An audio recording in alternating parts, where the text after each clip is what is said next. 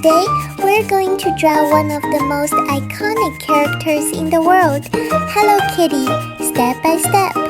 But before we start, I'm going to share some interesting facts that will make you want to watch until the end. Did you know Hello Kitty is actually not a cat? Yes, you heard that right. This character, created by Sanrio, is officially described as a little British girl. And here's the strangest part. Hello Kitty has no mouth. The reason is very special.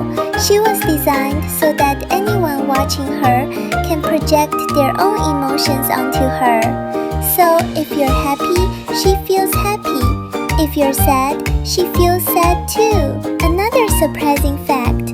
Hello Kitty's full name is Kitty White, and she lives in London. She even has a twin sister.